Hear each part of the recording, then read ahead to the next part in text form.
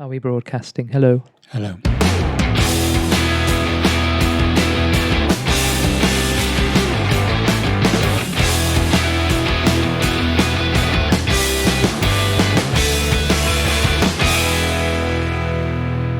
Hello and welcome to episode 20. Big 2-0. Isn't it? Mm-hmm. Double digits. Double digit. Of I'm Fine, a chat between myself, Damo, and someone who can take the zing right out of your smoothie, Mark. A chat around the subjects of health, wealth, well-being, fitness, sport, conspiracy, and how not to get mugged off when buying a meal deal. We're all work in progress, and this podcast is no exception. In short, it's a poke at our perfectly imperfect lives, and if we can make just one person feel like they're not alone in all this madness, then our work here is done. Coming up, warm up and stretch. We're picking up a couple of bookmarks from the last couple of episodes. In Work Life Ballet, we'll be chatting to physiotherapist Bryan McCullough. Yeah. About pain as we start to explore the idea of listening, understanding and caring for our bodies. And we recorded that this week. Yeah, really enjoyed it. Yeah, great guy. And in Drop It Give Me 20, we've got a couple of items around steps and the 1 mile run. How are you? Well, I don't know whether I just come straight in or beat around the bush. Yeah, he says, knowing exactly what. Yeah. No, I just, as you know, just had a catch up in the kitchen. I've just come from A&E. So I don't want to make, this isn't a big, here's 10 minutes of my life, which I'm happy to share with most people, but it doesn't make great listening. Well, you're not all right. No, I'm far from all right. Yeah, so let's... So I'm currently in supraventricular tachycardia. That's how I am at the moment. No, I haven't got the energy to say. Why can't they call it something else? Well, they have a brief... SVT. SVT. Okay. So it's to do with the ventricles in your heart, and tachycardia is a consistently high heart rate. And I guess this is relevant because if we're going to be talking about knowing and understand your body and pain and all that, as you sort of hinted at. I didn't want to rub my hands with the beautiful coincidence of all this. I really didn't. I'm not an opportunist. We're having a pain special, and Mark's on his way from hospital. Yeah. But, I don't think about the ratings whatsoever. No, this will draw him in. As if there wasn't enough with a lockdown coming, we can now... Yeah. But yeah, so I'll drop in one or two references. It is, I think it has relevancy beyond me going, woe is me. I've just been on a monitor and feeling sorry for myself. I think it's relevant in terms that some of the reasons why I've got this condition are linked with exercise. It's partly to do with the size of my heart, which is the size it is because of exercise and the thickness of the walls of my heart. And so ironically, the condition I have tends to be shared between ultra runners or people who are massively obese. So, both groups are making their hearts work hard for their living. So a strong heart is letting you down in most respects. It's exercise is good for you, but not that much. No. Yeah. Watch your heart. But I think there's probably a few things can drop in either in this episode or in others about this bit about listening. I've known this was going to happen for about the last 3 or 4 days. I was thinking back. You did a session on Thursday, and I said to you, I normally do the session before a client does so that I can get a feeling. You did it afterwards. I did it afterwards, and I couldn't do it. Yeah. And I'm thinking... I wasn't sitting there going... I smashed him. Yeah. I'm thinking, he's like, not right there. Yeah. And I knew it wasn't right then, and because I look at my watch, which is a Garmin, and that might be an interesting thing to do. The roles, so. I mean... Well, the amount of stats, you just showed me. You just went, the picture says 1,000 words, and it was your stats from the last, day? Yeah, the last day. Yeah. So, and even... Which has proved useful in the hospital earlier, going, here you go. Yeah. Well, both in terms of pictorially and when they were, like I said to you just before we started, it was the situation that I was all monitored up to all these different machines, and... the nurse was looking at my watch and going, it's identical to that machine, which gave me a lot of... It's nice to know it. Yeah. So I think, in fact, that might be a really, again, maybe a bookmark for another time, but the fact that the watch has been able to me this week to have a sort of hold that my health was just going downhill a little bit. So when it happened, like it did yesterday and today, I've been a little bit pre-warned, and then was also able to say to them, this happened on this day, this happened. Because we're talking about the idea of listening, understanding and caring. Yeah. It was aided by technology now. And on another level, it's not kind of instinctively going, I don't feel well, or I feel out of breath, or my heart's racing. You've got something to back that up. Yeah. real science on your wrist. Exactly. And I went to the track on Tuesday. I ran 300 meters. I rarely run 300 meters because of my condition. It's not anything over 200 is probably not good. And I didn't collapse, but I was really struggling. I'm looking at my watch and the heart rate was off the scale. And I'm thinking to myself, oh, that's because you don't run 300. You're not used to it. And then my real part of my brain was going, you're in trouble. You can run 300 meters. It isn't a marathon. And we're going to be talking later on today about, small runs. Yeah. And my body was saying to me, there is something up, keep a watch. So it wasn't a surprise. I've got my eye on you today. I'm in the system. I'm watching you. Well, doing this lying down isn't easy. But there's no coffee for you today. No. And I'm watching you like a hawk. We've lost our coffee sponsor. Totally. Yes. Don't drink coffee. Mark was the 6th most popular UK name in 1960. I don't know what 1960's got to do with me, but carry on. if you were born in that year, for example, well, that's high in the charts, isn't it? That's high in the charts. Yes. So, if you were, I mean, obviously, hypothetically, which two names would have been 5th and 7th? Do you think? Which two boys' names were you nestled Matthew between? and John. Luke and no, I don't know. Andrew, Stuart. No, but Stuart wasn't anywhere to be seen. Patrick. No. Jonathan. No, we could be a while, couldn't we? Yeah, it's not good radio. Why do I keep thinking on the radio? Look at you. Greg and William. Okay. For our US listeners. Chad. No, there were 58,733 people named Mark in the US in 1960. Where was it in the charts? I haven't got that. Okay. There's loads more. I mean, the US seems to go further back in terms of name. When you're looking for name history and records, the US have got loads. We kind of seems to begin in 1996 for us for some reason, but they've got all the stats. And but the only stat I could get for the UK was in 2018. There were only 202 babies named Mark. 202. 202. Mark is a common male given name and is derived from the Old Latin Martkos, which means consecrated to the god Mars. Okay, that's better than Grubby Spot. Yeah, this is what I was going. Okay. May also mean god of war or to be warlike. I mean, that's what right? You give me a lift. Good. Well, not too much of a lift, I hope. No. You're right? No, I can't move. I can't move. Yeah, I'll check my watch. Yeah. No, that's going well. Good. Marcus was one of 3 most common Roman given names. Okay. So it's a shame you can't go back in time to sit around the campfire in Peru or wherever you were. And put them straight. You could have stood up with your chest out going, God of War, thanks. Yeah. Soaring eagle. I smite you down. Yeah. Us as an entity, really went to town on Tropical Zing, last episode. Yeah, I listened back and I thought, I think I've shown a disproportionate amount of enthusiasm for ingredients. The way I read them, it was like... Your heart rate's up. You're getting yourself all... No, I don't think so. I think it was good. Okay. I think the 2 things. One was, I think I did get a bit over... No, but I think the disproportionate... I know what you mean about disproportionate, and I like that word, but I think that's kind of the point. It feels like a very small thing. Yeah. But it's not, actually. Because when you extrapolate that out, it's happening everywhere. That was the second bit I was going to say. If you're going to make a point, why not make it disproportionately, I guess, for impact? And I think it needed it. But if you just sat there and read an ingredients label, you'd be like, it's not good radio. But as I listened to myself speaking, when you would send through the edit to have a listen, I was sort of thinking, how have we got to this position in society where, and I don't want to keep going back to the American elections, although going to be fantastic. It's going to be an interesting week, isn't it? Couple of weeks. I can't wait to become involved in that. Well, I'm not going to be elected. You're running. It's a bit late. I think I stand a good chance. Yeah. As long as my heart can stand it. So the point I was going to make was, with something so small, if we allow the little things just to go, well, it doesn't really matter. Yes, the snowball. Yeah, and it's if we only pick the big things, and the big things at the moment are so... You can say what you like, and it's like everything with the lockdown.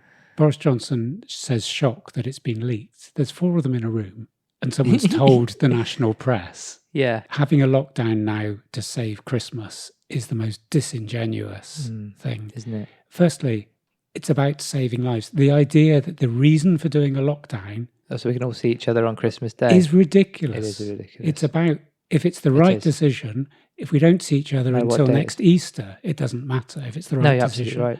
But to use that strapline it's insulting to us. No, I think you're absolutely right. It's worse than tropical zing. Beautifully segued back to my original. That was a nice little rant thing. But well, as I think you pointed out, not the last one, but a couple of that, Naked is owned by PepsiCo. Yeah. So I just did a quick search for Tropical Zing. So I found when they launched Tropical Zing and in the range of other naked smoothies, Charlotte Ashburn, a senior marketing manager at PepsiCo, said, research shows that consumers are actively seeking out innovative new smoothie flavors, and 50% of juice consumers are looking for new products to enjoy. We created the Naked Zing range with these consumers in mind. That's nice. That's in mind, so they're after new juices, like not apple? Well, yeah. Well, there you go. Right, and everyone's just jumped on this and sent literally every kind of publication, food, drink publications, just taken this and no comment. That's what they all do. Just put it out there and don't have an opinion on it. They don't even go, we've tried it and it's got none of those things. They made these juices with us consumers in mind to offer a bold, invigorating take on the breakfast smoothie. So they're trying to, I guess, start to the day. Yeah, or just own breakfast. Yeah. With Naked Zing, drinkers can start their day with an awakening, colourful smoothie packed with delicious fruits and a hit of zesty citrus. Was it 0.3% of Zesty's freshness? I mean, marketing. She's a good marketing manager. Yeah, not knocking her there. But she'll move on. A lot to get through. In this, got no apologies. You got any apologies? Never. So we talked about pain. We have a nice chat with Bryan coming up. It was really enjoyable. You know, when you just take to someone in those first 10 seconds, just really did. I thought, definitely going to do more work with him. Yeah, definitely. So here comes the chat with Bryan. Bryan, welcome to the podcast. Thanks for having me on. You're very welcome. Our paths crossed, I think, over coffee. I mean, coffee is quite a theme in this podcast, but I think that's how I discovered you. Not that sounds like, I mean... You existed before the coffee. I didn't break That's how you normally find a physio, isn't it? Via coffee. Yeah. But obviously the coffee that we drink on the podcast is probably the link, I think.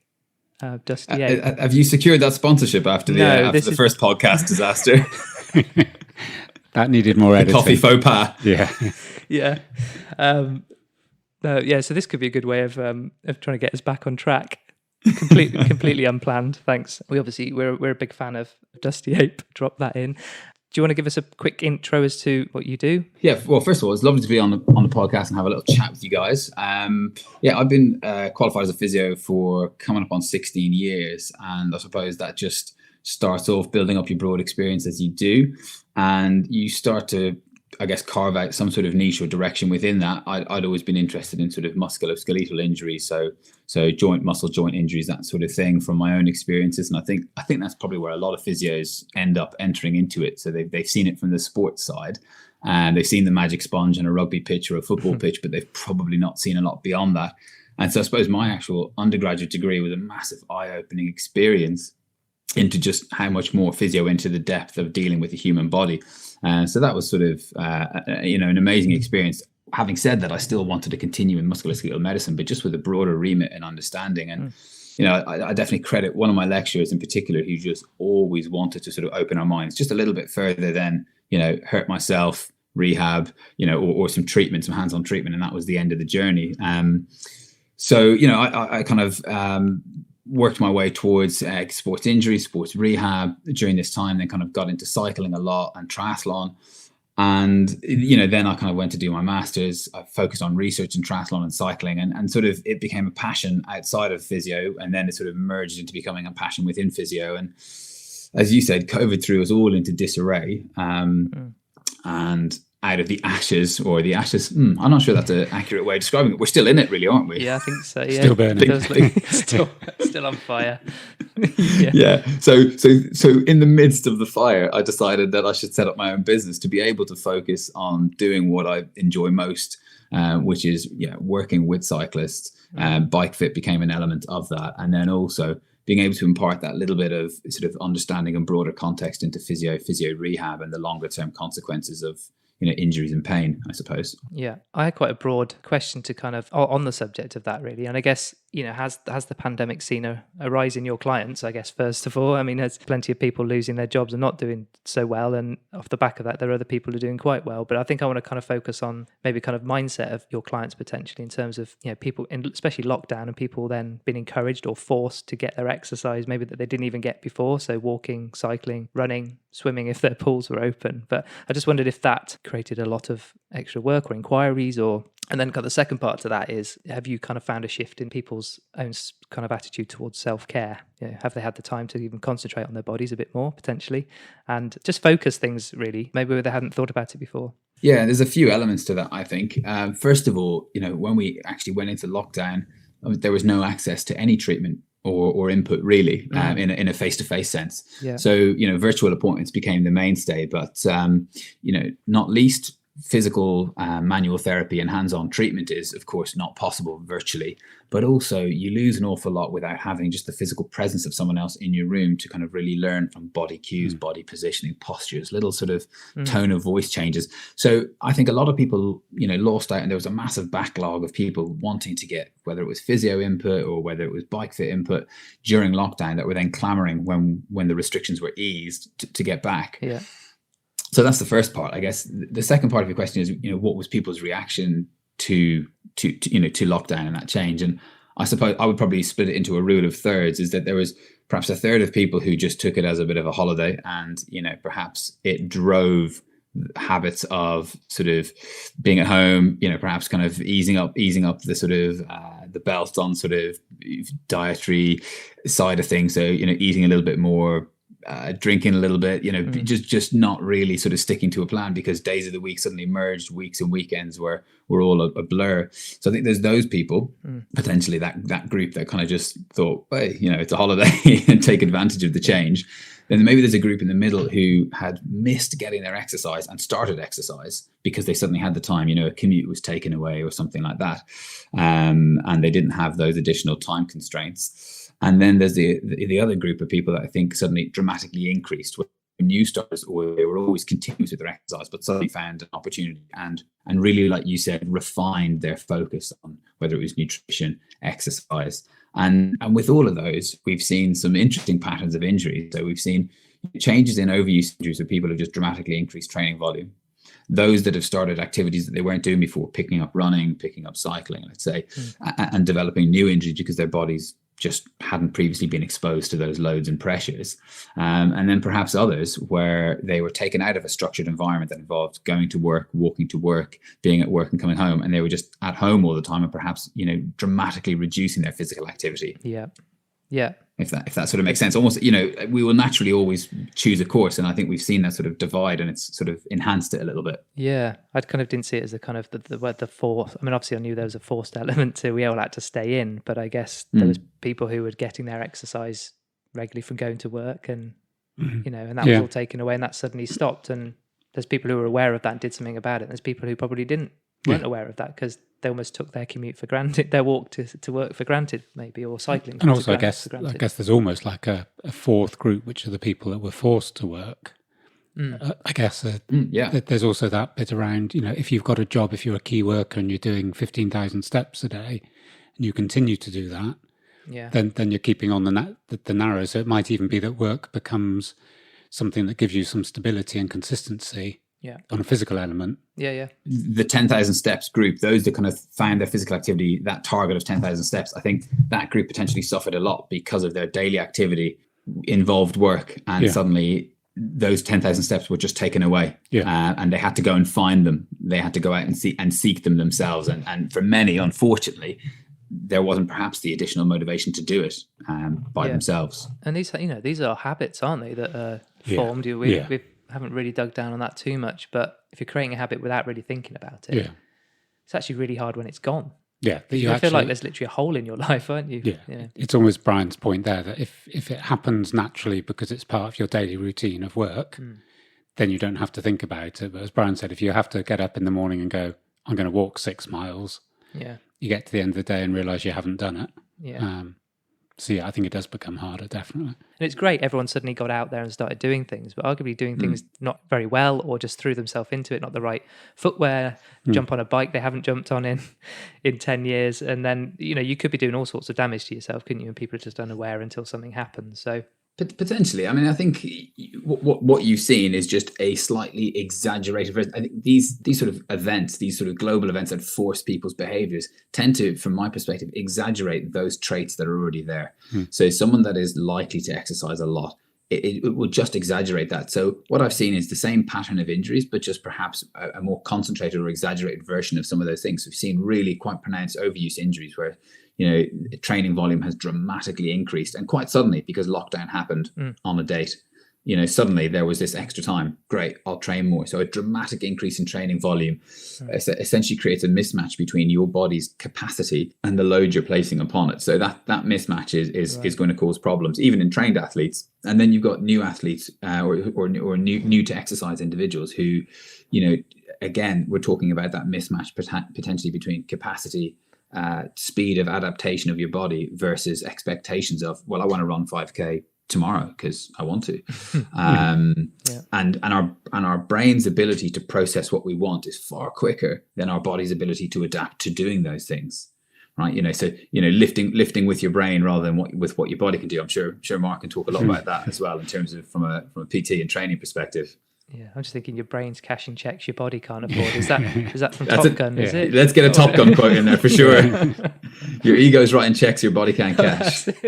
There you go. Thank you for that. Close. I was almost went on Google. We're never accurate. No, we're not. We kind of touched on that. It's kind of good to get an expert. I wasn't going to be doing down your Masters of Science.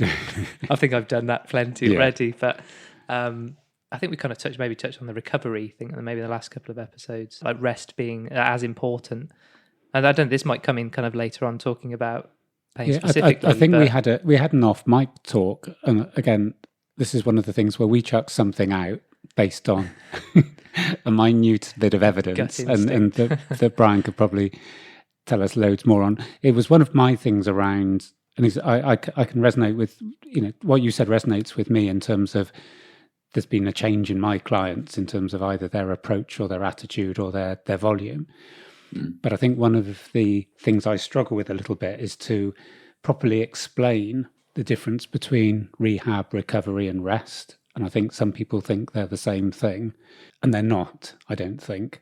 And I wondered, I'd agree. I wondered what your thoughts on that, because that has a big issue on pain. And I'm aware of people that I've got, exactly as you said, who've upped their volume, done a load of road running, and then going, I've pulled this, I've hurt this. And their approach to recovery is either, I won't do anything for a week and it will get better, or I'll stretch it madly for a week and it will get better. I think there's a lack of understanding, I think, about, if you have overloaded your body, those 3 R's are, they're three separate entities. Yeah, I definitely agree with that, and I think we could probably fill a whole other podcast talking on just that element. And actually, that one point there leads in when you talk about a sort of an injury or stretching to recover from something. Stretch as part of a recovery thing. I mean, we could definitely fill a podcast on that, and some of my colleagues would be very well placed to discuss that. But to my end, we stretch things because they feel tight, and that in itself is an interesting concept to consider, because we can feel tightness as a sensation for lots of different reasons, if that makes sense. So tightness is a sensory interpretation of what's going on, but tightness doesn't necessarily mean there's shortness, if that makes sense, in an area or a structure.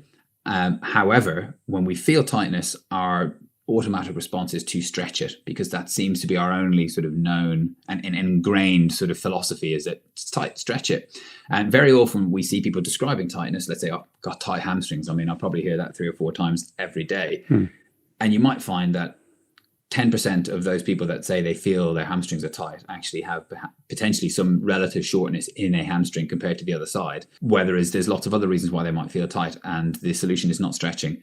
So yeah, I'm not I'm not an anti-stretching sort of advocate, but it has a place, but a very, very small place, and a far smaller place. And I think the broader sort of exercise and physio world, certainly all the fitness magazines seem to place upon it.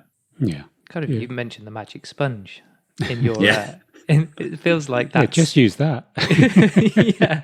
But no, it's up there with if something feels a little bit stiff or tight, you stretch it, don't you? You've never really questioned it. There's plenty of things on here that we talk about. It's just because we've always done it, never questioned it. Yeah. Never questioned the magic sponge until you mentioned it, and then you've said that. But it's what we do, isn't it? We don't really know why. And I think in that moment we feel, that's got to be doing something. Could be making it worse. I don't know. Well, the other good thing about stretching is that, much like with certain physio things that have become outdated, but manual therapy potentially being one. I'm not saying manual therapy is outdated, but things that give us or garner a sensory response tend to have great value within us. So when we stretch, we feel something, and that's got great kind of impact on us. You know, we feel a stretch, we think, great. But I always ask people if they feel, let's say, hamstring tightness, we'll just stick to that example. And they say, yeah, I do hamstring stretches. And I say, great, it feels good. Yeah, great. How do your hamstrings feel right after it? Tight. So I often say, now ask yourself the question, was hamstring stretching the solution to your problem? And often it's just a nice jumping off point to think, okay, well, maybe there's something else going on here that I need to address. Is it also true, and this is something that, again, I just bail out. So I don't know if this is a true thing, Brian, but one of the things that I often say is and I only have a very basic understanding of it, is the sort of referred pain. So quite often I'm training someone and they'll say, this hurts. And it's going back to the point, hamstrings. When I only took sprinting up 4 years ago, and in the first year, I think my hamstrings either went, pulled or snapped 4 times. And it was nothing to do with my hamstrings per se. It was their relation to quads in terms of, the power of those 2 muscles and the relation. It was to do with my hip flexors. It was to do with lack of strength in my glutes. But I think quite often there's almost a sort of simplistic view of if something hurts, that's where the problem is. Is that true, that the pain, where you feel the pain, isn't necessarily where the problem is? Absolutely. But and I think most of us have every right to think where we feel the pain is where the problem is, because that's really logical, isn't it? Yeah. So I don't blame myself or patients or anybody. They say, look, it hurts in the front of my thigh. It's got to be the front of my thigh is a problem, right? Massage that area, please, or stretch that area, please. So I don't blame anyone for that, because that's really logical, and that's why education and discussing these things and giving examples and an explanation is really, really important, because it helps to just apply a slightly better understanding or a broader understanding of why the pain in your thigh might not be because the muscle in your thigh is a bit tight or a bit sore, or a bit stiff or torn, or ruptured. These sort of words, these quite threatening words that you often hear associated with an injury. And, if someone tells me they think they've ruptured something, that's got a high threat value to how they're going to treat that area. And we are kind of now we're really starting to skirt around some of the stuff I know we're going to discuss, and we just dive in and talk about pain, because we're starting to talk about some of the things that we would discuss, and language is one of the really important ones. So we're doing a little dance around pain at the moment. A little shimmy. I mean, I immediately thought of the question, which is, we feel that for a reason, and what is pain? Isn't it our body telling us something? And I think we are moving broadly, the broad concept of listening to your body. Because sometimes the things it tells you just kind of either ignore, or you go, I always feel like that. But I'm sure and food can come in here in terms of what we might eat some foods. And I've got a handful of foods that I know I shouldn't probably eat, because my body, in all sorts of ways, which I won't go into, tells me that you shouldn't be putting that in your mouth. So broadly we're kind of talking about that, listening to your body. But then obviously, like you said, pain, if your knee hurts, then there's a reason for that, isn't there? Yeah. I don't know if this goes back to when we're all cavemen and women, but I don't know. Is that something we kind of dive into now? Is what is pain and why do we feel it? I think it's a perfect time just to let's jump in on that and say, okay, so what is pain? Because you've touched on some really sort of interesting elements of it. So the first thing I thought I'd do is useful just to talk about what is our current definition of pain. So the IASP, which is the International Association for the Study of Pain, actually recently updated their definition of pain with a very minor change, but let's not get into that. But I'll read out to you their definition of pain and see how it chimes with what your understanding of what pain is. So they define it as an unpleasant sensory and emotional experience associated with actual or potential tissue damage. What do you guys think about what does that mean to you guys? And then we'll dive in a bit more. I mean, I'm pleased it's got emotional in there. Yeah. That's the word that's the emotion that stood out. Bearing in mind the nature of most of our podcasts, the emotional bit seemed big to me. I think absolutely it then seemed to maybe it's just me, it seemed to peter off at the end when it just sort of mentioned tissue. It's sort of, I wanted a bit more than that. You know what I mean? I wanted like rupturing and agony. There's been a room of 20 people coming up with that. Sorry? And you're slightly disappointed. Yeah. Is that what you're saying? Didn't have enough words in it. No. Yeah. So I think, some people might look at that and think, oh, have they hedged their bets there? And I think there has to be some hedging, because we don't have a full and thorough and complete understanding of pain, nor perhaps will we ever. But there are some really important messages here. And for me, I'll pick out the bits that mean a lot to me. Number one is it's unpleasant. Okay. Because lots of people talk about, we won't get into this, but pain as an enjoyable experience in lots of different circumstances. Another Should podcast. We say? Late night one. Yeah. And so unpleasant, that's key, in terms of what we're talking about. Sensory and emotional just opens up the doorway for considering the other potential inputs and aspects that feed into this. And the word experience is really important too, because it's not just a torn X. It's an experience, okay? It's something that we build up and develop. And if it's an experience, it has to be something that the brain is perceiving and therefore developing to generate that output. And that output is based on a lot of different inputs. And this is why the final sentence of associated with actual or potential tissue damage, okay? So tissue damage may or may not produce pain as a response, okay? Because pain is an output. Yeah. Mm-hmm. So tissue damage may produce a pain output if the body decides that pain, which is a protective experience or a protective output, is required. I'll give you an example. If you're, let's say, crossing the road and you stub your toe and there's a car coming, the appropriate response is not to kind of crouch and go, oh, my toe, that really hurts. Your appropriate response is get off the road, right? Because the most important thing is to not get run over by the car. Now, when you get across the road and thankfully, you got away from the car, your toe is throbbing because you did really whack it.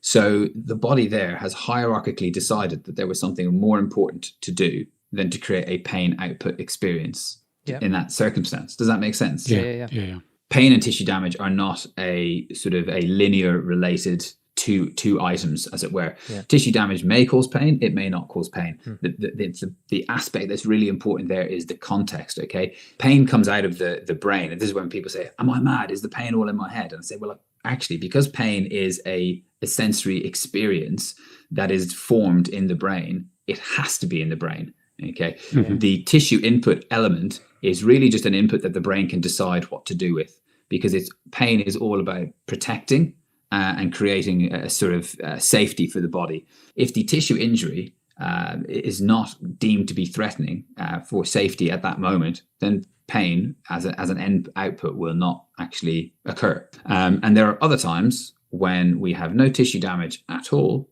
but there is a decision in the brain from various inputs, whether it's context or whether it's environmental and other factors, that pain will actually end up being an output to help to protect us. And the reason, the kind of confusing bit there is it's a best guess. The brain gets all this information and it goes, right, let's have a look at this. Do we need to generate pain as an output to protect and keep the body safe?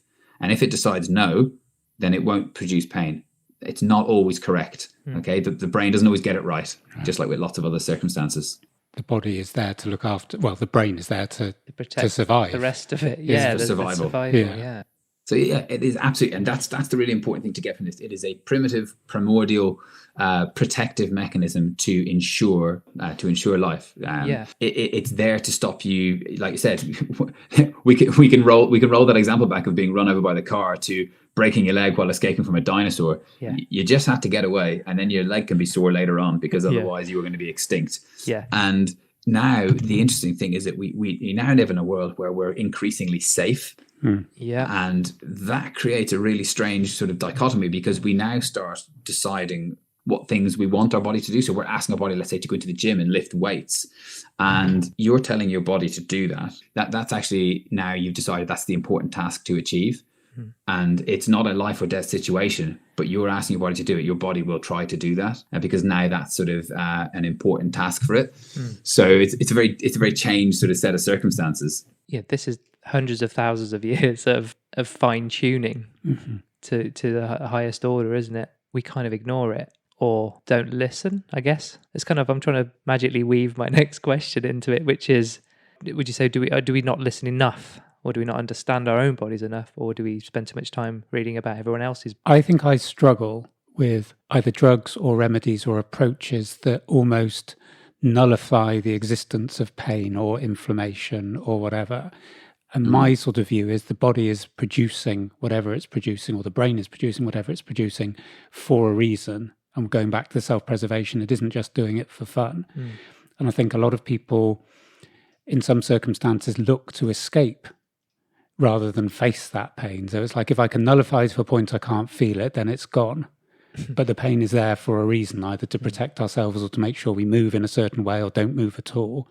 And I didn't know whether, because I know, and again, amateur psychologist or amateur physio, I might be wrong on this, but I was reading that the guy who was very keen on icing an injury or a strain is sort of now changing and saying that the inflammation that he was then trying to put ice on is now a different approach. Am I right on that? I don't know. I haven't got the guy's name. Yeah, there's been some element of change there. Yeah. Yeah. I mean, just very, very quickly on that, the idea behind not sort of throwing ice or, taking a load of anti-inflammatories immediately after a soft tissue injury, for example, is that the acute inflammatory response is actually the sort of kickstarter for the tissue healing scaffold and that sort of tissue healing response to occur, and a good tissue healing response to occur.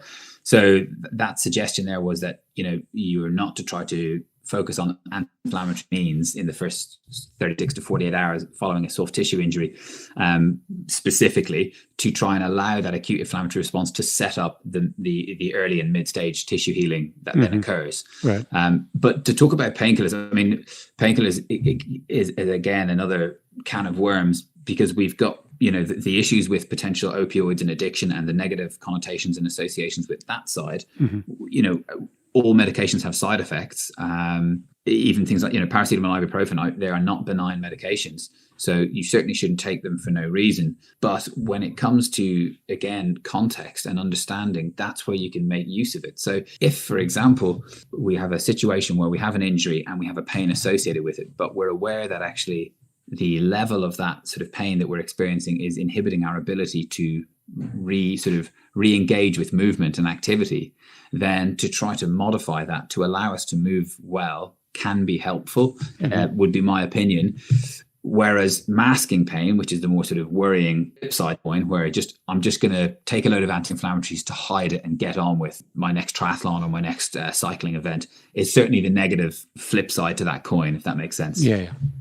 It's another kind of thing that we kind of just do without thinking, Yeah, and there might be a simple example of having a headache from a hangover. You take a paracetamol, headache goes away, and by the time the effect of the paracetamol wears off, your headache's gone, because it was going to be gone in 6 hours anyway, and you just didn't want to deal with it for those 6 hours. But if we take that same logic and apply it to other pain sources or pain problems, we might lead ourselves down a very negative pathway. And I think that's what you were getting at, Mark, perhaps, just saying, just keep taking paracetamol for the elbow pain, and that should kind of keep it at bay. But actually, we're not addressing what's potentially part of what's generating that. Yeah, I think there might be a misunderstanding sometimes that the medication is the cure rather than a mask or a relief from the injury. It's like, my elbow's now better. It isn't better. It's just that the pain is reduced. And I think people maybe confuse the two sometimes. And similarly, they do the same with, and not to bash on orthopedic surgeons at all, but we all love the idea that a surgeon could tell us, oh, we'll just trim that, repair that, fix that, put it back, and it's going to cure the problems. And orthopedic surgery is not the be-all and end-all solution to sort of musculoskeletal problems, just like we've already discussed all of the other elements that can contribute to pain. So if I just give you an example, things that can sensitize our pain response, would be stress, anxiety, sleep deprivation, previous trauma, fear of movement, social cultural beliefs, low mood, nutritional factors. Now, you tell me which one of those orthopedic surgery can cure. Right? Yeah. So it's quite clear to see that if we haven't addressed those factors, and if we find that those factors are massively impacting on a person's pain, but they've been told, oh yeah, we can do a knee operation and trim the cartilage, but actually 7 of these factors are contributing more to their presentation they're going to end up with really big problems. And then they've had a surgery that they didn't need, and that probably hasn't helped. Yeah. So I think looking at the factors that feed into someone's pain presentation rather than just the tissue injury, and treating that sort of injury as an individual rather than an injury. It's not a quad tear. It's actually a human being that may have a quad tear and has pain with it. Yeah. We've talked about strength training and the benefit of strength training. Yeah. Again, we can always deep dive further into that. Feels like there's a preemptive nature to this. Okay, generally looking after yourself. Well, yeah, the things that Isn't Brian it- just listed was what we listed on Mental Health Awareness Day, wasn't it? Yeah. My question was going to be about self-managing. We talked about the medication. We kind of self-medicate, don't we? That hurts, I'm going to take something that goes away. That doesn't deal with the problem. And then my kind of thought, touching on what you were saying there, was about how we self-manage that. You know, how much do we listen? Do we just do that? Oh, I'll ignore it, it'll go away. Do we then treat it and it'll go away? Do I just keep training through it? Which is something I've got with my arm at the moment. It's who we listen to, though. I think. I mean, there's so much. There's a balance, isn't there? Because you're listening to you. That's what I mean. There's an element of we're all reading about everybody else's pain and experience, but we don't actually listen to what our body is saying. No, and I'm sure Brian's got the same examples as I have when a client comes in. If I'm doing something on fat loss, and they'll be told, you know, I can't eat a carb after 7 o'clock at night because, you know, I'm going to balloon. And it's when you break down, you know, actual science, and I know even on science, there's always seemed to be 2, 3 or 4 different views, but I think there are a lot. I'm imagining, I'm guessing, you can tell me, but I'm guessing clients will come to you and say, you know, my friend told me, or I read this on Instagram. And I think the sort of urban myth and urban legends just grow sort of exponentially. People will come to me and I'll go, just break down what you've said, you know, as a very educated person, just go through what you've just told me. And I think there is so much information out there. People are probably swamped in it. Yeah, we definitely suffer from information overload. And I think actually Damo and you, Mark, have touched on a really key point. There's so much information.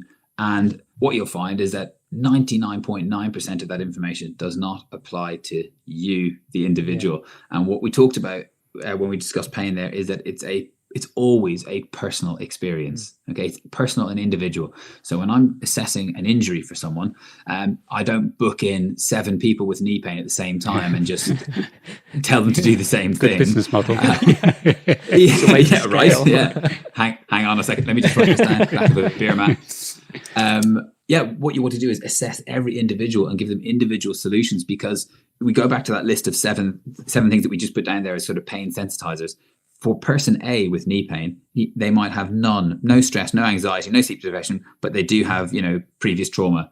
And the next person that comes in, they've got the same sort of pain at the front of their knee, but they've got a lot of stress and anxiety and family-related issues that are feeding into that. And then the next person might have none of those, and they've literally just fallen over and banged the front of their knee. Those individuals all need to be managed according to their own presentations. And so when people go on social media and they see an exercise, and they see a management or a taping or a strapping or a modality or whatever it is, or a nutritional strategy or no carbs after 7, like you said, you know, that may have been right for that one person at that one time.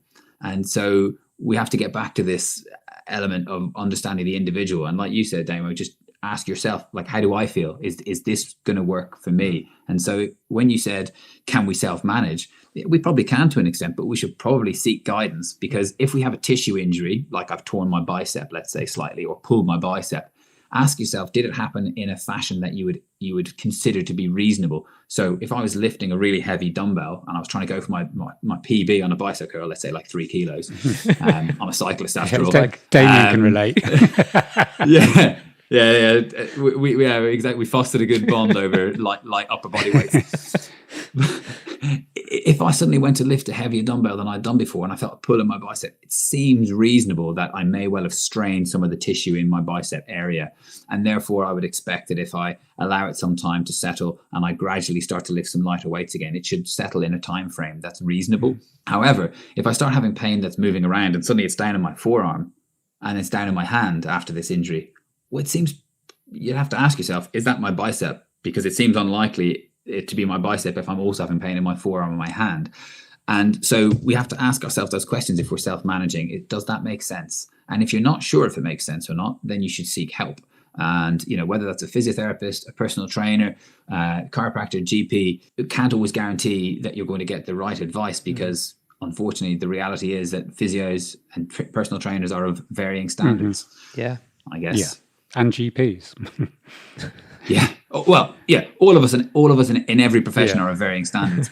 That's just a fact of life, isn't it? But I think looking at the kind of, if there's a logical arrival of pain, if someone comes into clinic and they don't know how they started, I just woke up and my right shoulder is really sore. The likelihood of them, and if they've done nothing in the days prior, the likelihood of them having torn something is negligible because they haven't done anything that would have likely sustained a tissue injury. And so we have to start thinking immediately of those other list of things that might be part of increasing the brain's likelihood to create pain as an output. Funny you should say that, but I've been waking up recently with a pain in my right shoulder.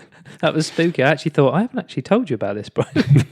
This is amazing. You're really good. This is the reason for the call. He's somehow segueing a physio session into his podcast. Brilliant.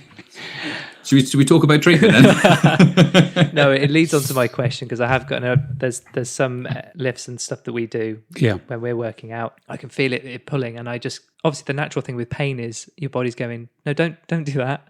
That hurts, so stop that. But I've found that I've just gently kind of worked through it, not ignored it, but known it's there and been very sensitive to it, but just kept doing what I thought was right, and the things, I guess, over time have worked out that actually that's making it a bit easier. Because when I stopped training for 2 weeks, all that arm pain came back. This is a long-winded way of going, is it good just to work through some things and push through at your own threshold? I guess don't fear all pain. Pain is an information and an output that we should listen to, but we have to try to then understand it, engage with it. And I think, like you said, what you've just described there is an example of what we would call within physio as sort of graded exposure. You've found a level of weight in a particular exercise that was tolerable. Yeah. Maybe, if we to use a pain scale 0 to 10, you'd say, okay, all right, it's 2 out of 10. I can tolerate that. And it's not getting worse as I do more. And actually, week on week, I've managed to lift a bit more and the pain's actually the same, if not less. What you've done there is you've done a graded exposure and increased the tissue's tolerance to that load. And perhaps it's now tolerating it better. If we think that the tissue is one of the structures that's part of sending those messages up, that's leaving you to then saying, that hurts when I do that movement. So when you talk about rehab and what we do, that's one of the elements that we would consider. But as I said, it's all looking in that mixing bowl of factors, and you as a physio or as a personal trainer or whatever your profession is, and trying to figure out which are the key contributors in this circumstance to deal with. It takes time as well, doesn't it? That's the other thing. You've just got to give it a bit of time, work a little bit, and after, I've just noticed that working through has actually helped me. Yeah, I think what you've just summed up there, the last minute has summed up for me, is that Damien has said from his personal feelings or perspective, this has worked a bit and it's a bit easier, blah, blah, blah. Brian's then given a scientific reasoning. And if you were, I know you're trying to get a free consultation, but if you were there now, if you were free there now, Brian would be able to give you a by touching and feeling, be able to give you a scientific or, medical explanation. And I think this is where PTs come in, that quite often our approach is somewhere between the two, that we lack the science, but we have the anecdotal bit of being able to physically watch you for an hour lifting weights and go, that just doesn't look right. Yeah. So I think it's that sort of realistic setting of being in a gym for an hour and me looking at someone and going, there's something not quite right with what you're doing. We're going to stop that. Yeah. And I think that's the one thing I think I've probably learned through being a PT. You'll do an exercise that you've planned on the program, and after a couple of reps, you'll just go, no, we're just going to stop it. Whereas I think less experienced PTs go, this is what I've written, we're going to carry it through. And so... yeah, no pain, no gain, and those sort of elements suddenly become the mantra of pushing on. And that should be banned, shouldn't it, that saying? Yeah. It's just, it's I always joke, and it doesn't work as well verbally as it does written, but instead of saying no, N-O, pain, no gain, it should be K-N-O-W. So no pain, no gain, right? Understand it a little bit better. That's what we're saying. Engage with it, understand it, and the type and the way it changes in your response to what you're doing with your exercises can allow you to then work with pain, potentially, to allow you to improve and get rid of it. That's probably a nice little message just to think about there. That's the title of the podcast sorted. Thank you. Done. This is just a freebie for us, isn't it? If I could drop this mic, I would. I can't afford to replace mine, so I'm not dropping it. So just going back to that heading for the podcast. Is it KNOW for both? It'd have to be the Yeah, for both. for both, wouldn't it? Is that right? Yeah. Sometimes when I go to a physio or go for a sports massage and they'll go, what's up? And I'll go, nothing. Both times the people have gone, well done for coming, when there's nothing wrong. It is quite interesting that the person that gives me a sports massage will quite often say, it's good to see your body when there isn't anything to fix per se. And I'm wondering whether that's something that you would advocate, almost seeing a physio just for someone to look at your body and feel it and touch and give you some feedback. Yeah, it's an interesting one, actually. I had a conversation with someone the other day about this idea of, give your body an MOT. Yeah. And I think you can look at that two ways. I think, first and foremost, cannot compare our bodies to cars. We are living organisms. Cars are machines. Structures in cars don't regenerate. They just wear out. And that's the clearest example I can give you of how we shouldn't compare our bodies to cars. There's elements of that MOT that are really important, though, is that we do need to regularly check up and see how we're getting on, especially if we are training for events and things like that, putting our body under greater strain. The first thing I always say to people when I'm having a consultation with them, because like you said, Mark, most people do come in when they've got pain or an injury, is I say, now we're going to look at this movement and I want you to tell me, fill in the gaps for me. I said, because I'm going to see how you move with your knee being sore, but is that how you normally squat? So because everyone moves individually, you've got to give yourself the information that you don't have, which is having seen someone when they were fit and healthy or didn't have whatever injury they'd come to see you with. And it's a really difficult thing. And in the longer term, I've had patients who I've seen when they're injured and then seen when they're not injured. Whether it's to update a program or a strength program, or like maybe they've come in and just said, I just actually want to work a bit, some soft tissue work, etc. And I'm fine with that, because as long as that's working for that individual and they've got a good understanding of what they're doing and what they're not doing in terms of, or what the treatment is doing or not doing, then that's absolutely fine from my perspective anyway. Does it help you, though, that if you see them uninjured, that when they are injured, you're able to have a sort of benchmark to compare against? Yeah, absolutely. Yeah. If I've got an athlete that I've been working with and I know, for example, that their hamstring flexibility is this, or they move in one particular way, and then they come in, I've jammed up my back and I sort of watch them move, I immediately go, right, I know what we should be aiming back for, and I know how much you're struggling with this straight away. So yes, it does. Is it possible and is it feasible in all cases? No, I can't really randomly ask people off the street to come in and say, can we look at how you move normally, just in case you get injured in the next few weeks? Yeah. You haven't said about your business or what it is. I don't know if we can do that. We can do that. Okay. But if there's anything are you selling anything? Have you got a book, DVD? I mean, you feel free to plug now. No, we haven't even mentioned the name of the. No, but I will do because we're going to drop this in. Yeah. So, well, I guess the only thing I'm here to sell is, and it's not to sell, but it's to share really information. And if there's one thing I've learned, even if we were forced into situations by the pandemic, is that we had to see people virtually. We had to, because it was the only way for us to have contact with patients. And what I realized, against my own sort of intuition and will, was that I could help a lot of people just virtually. And so, I still do virtual consultations, even though I do face-to-face treatments now. We've got all the PPE stuff. Virtual appointments are great. I don't have to wear a mask. I don't have to wear goggles. I don't have to wear gloves, etc. But I realized just how much I could help people, with the side of education, advice, information, guidance, reassurance, exercises, rehab. You can still do all of those things. I can't get hands-on to do, some treatment stuff from that perspective, but you realize that that's a small part of a small number of cases of what you do. So that was really interesting to me. And it meant that, I've had old clients or patients that I'd seen in London before having a virtual consult with me. So I was still able to see patients back in London because it was all virtual. Suddenly the distance didn't matter and I could still help people. So that was cool. Really enjoyed that. Well, it's been mega. Thanks for your time. It's been awesome. There's been loads of stuff fun. and we're going to go away and just go, there's so much to talk about. There's a part 2, I think. Oh, yeah, at least. So thanks for your time. Nice to see you. Nice and to talk meet you, Brian. Yeah, nice to meet you, Mark. Okay. And I look forward to hearing kind of updates, and I know there's obviously a lot of all of the technical wizardry to get it all right now. Yeah, we'll be in touch. All right, guys. Well, listen, enjoy the rest of your day, and Dame, I'm sure we'll be in touch soon. Take care of yourself. Cheers, Brian. Take care, guys. Bye. That was good, wasn't it? It was. But there's so much. Everything we started on, it's like, well, there's a deep dive on that. Know. So loads of branches, which is really good. And I had a chat with him afterwards, and he's pretty excited about where it could go. So we'll definitely have another chat at some point because there's lots of things to talk about there. Enjoyed it. You can find out more about Bryan at thebikethebody.com, and you can find him on Instagram at thebikethebody. Do you think we need more music? I think we might do. I think we need to kind of step it up a little bit. Yeah, I was going to text you in the week and say, when you send the edit through and I listen and I hear that theme tune, I've always liked it. And I like the fact it was written by us, by the Funky Monkeys.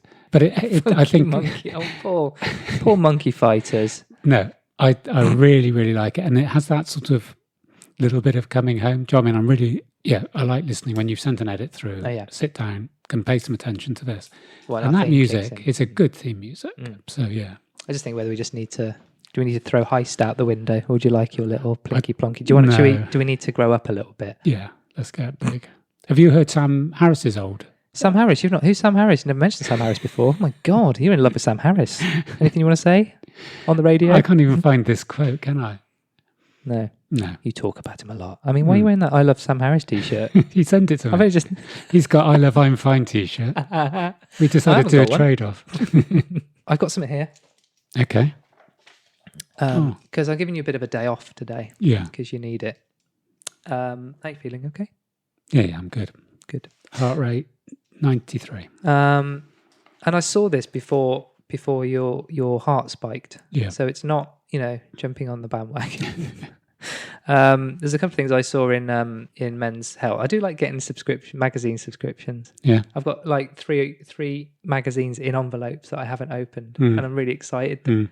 That's because you're quite old school, aren't you? Quite analog. Yeah, I am. Yeah, I haven't done it for a while, and I've kind of got back into it. But there's a dopamine hit with the anticipation of it. So we talked about steps. Mm-hmm. Our small steps campaign, crusade is still going, and we talked.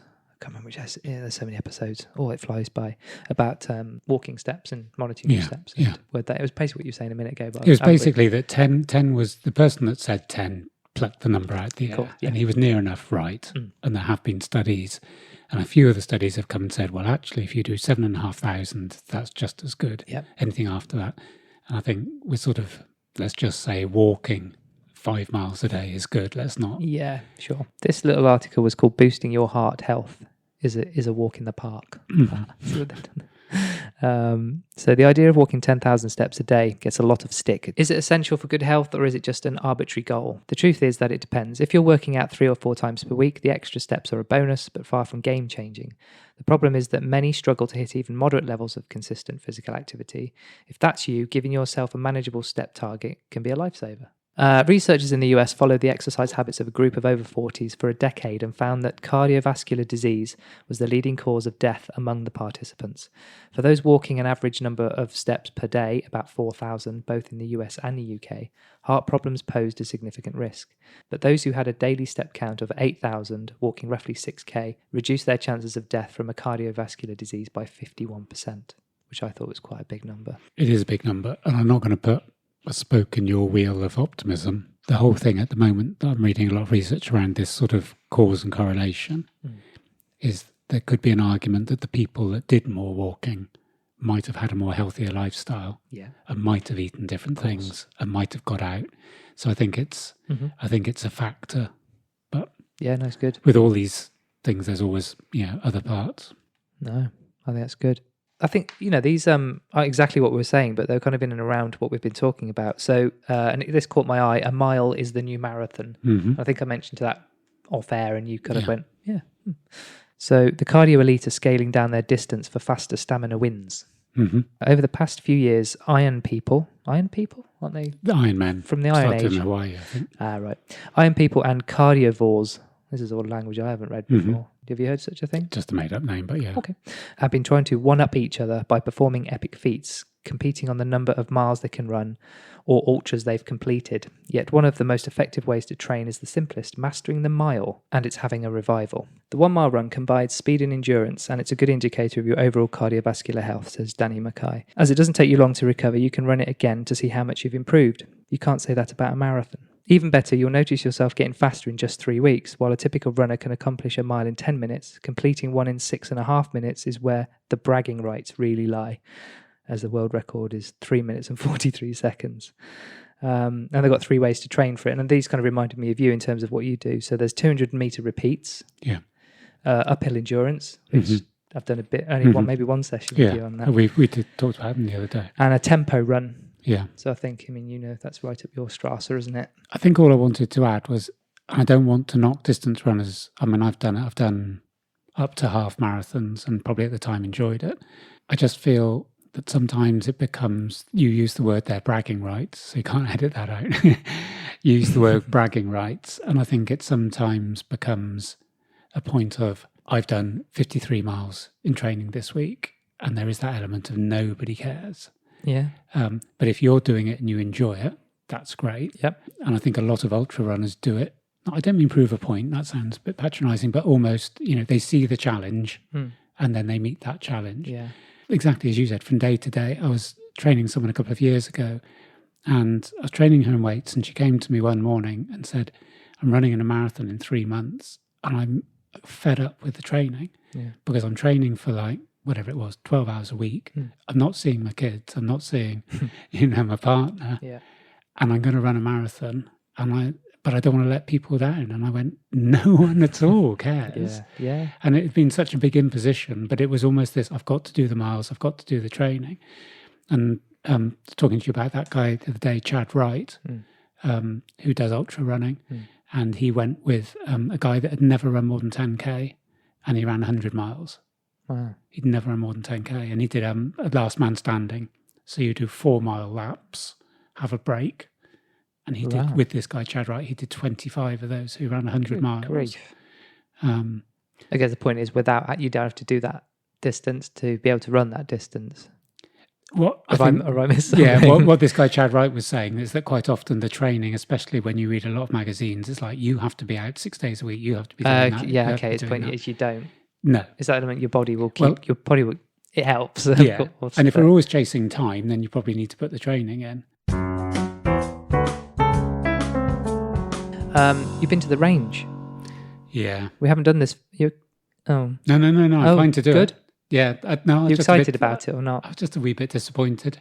Oh, with what you found? We haven't done this from maybe episode 1, 2, or 3, something like that. We were, for anyone who's new to this, Mark likes walking around a bargain store. It's a bit like the old Woolworths, isn't it? Yeah, kind of like a household goods store. Yeah. Called The Range. Did you see that Woolworths is coming back onto the high street? Is it? And it was a Twitter storm. Great timing for that, isn't it? Yeah, it isn't. Oh. Somebody Fake news? with 900 followers and spelling mistakes did a press release and said Woolworths is coming back in, and the whole of Twitter went, honestly, get a grip. Get a grip. So I went to the range. Do you want me to just rattle through a few? Because I haven't really... Yeah, well, don't use them all up. This could be months worth of material. This is a duck. I think it's a duck. Could be goose. It's clearly not relevant. And it's got what looks like a giant medal around its neck, and it says, I kiss better than I cook. And I'm where would you put that? You're not going to put it in the kitchen, are you? Kiss better than I cook. Would you have it in the bed? Would you have it at all? Yeah, and who would you give it to? If you opened that as a present. Yeah. Okay, so that's... No, that's a really good one. Yeah, it didn't go... I like the ones that just don't... Yeah, it doesn't actually mean anything, does it? No, it doesn't make any... And if friends were flowers, I'd pick you. I think it would work as if you were a person, I'd pick you as a friend. So if you gave that to someone, they unwrapped it and gone, if friends were flowers, you'd pick me, but we're friends because you've just given me a present. Yeah, right. I might overthink these. I don't know. You think? Yeah. You don't. This is the one I sent to you. You don't have to see the whole staircase, just to take the first step.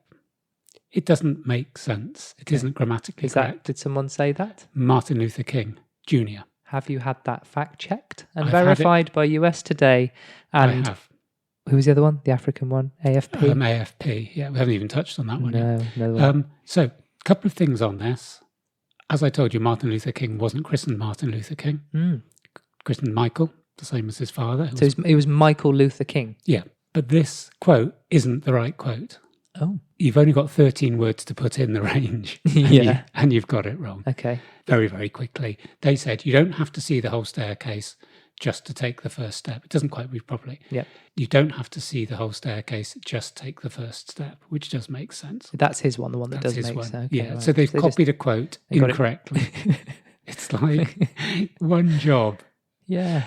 There's a couple of others. I'll give you one. This was very passive aggressive. This didn't make me smile. And it was in 3 different fonts, which absolutely does my nutter. Yeah, I know, yeah. Wash your hands, you filthy animal. Like, whoa, seriously? Maybe if we'd had those up, over the last 12 months ago, we might not be in this mess. Yeah. But I think we need to take a stand on hygiene, don't we? A no nonsense approach. Yeah. And I think that's it. Why don't the government just use that? Boris Johnson. There he is. Stay safe. Yeah. Space. Wash your hands, you filthy animals. Really? What? And then the last one, 2 fonts, taken from a song with a picture of a whisk. Yeah. Whip it good. I think it's Whisk it. No, whip it. Why don't you just have a whip? Oh, because it's meant to be... It's kitchen based. Yes, it's not sadomasochism. So it's got a whisk, whip it. But surely it's whip it real good. Isn't that the song lyric? I thought it was whip it real good. Oh. Well, anyway. No one's going to write in. No one's care. No one's listening. It's just us two in a room. Anyway, so that's the end of the range. Okay, brilliant. I like that. We haven't done that for a while. It's good. No. That's it for this episode. It wasn't very relaxed, was it? That's it for this episode. Well done for getting this far, and thanks for listening. All links and references will be in our show notes. Please make sure you subscribe to us via your favourite podcasting app. And if you're enjoying this pod, then please do spread the word. Tell a friend, family member, nemesis, or whoever you feel would benefit from having us in their ears. Give us a follow on Instagram at I'mFinecast and send your feedback and questions to our email, which is imfinecast@gmail.com. In the next episode, I've stumbled on something called cottagecore I want to talk about. Mm-hmm. And it pretty much looks like we're going to be in lockdown. Looks that way. So I think you've got some tips for training. Home lockdown. workouts. Yeah. Excellent stuff. So we'll see you in the next episode. As Devo said, I say whip it good. I say whip it good. Crack that whip, give the past a slip, step on a crack, break your mama's back. Good night.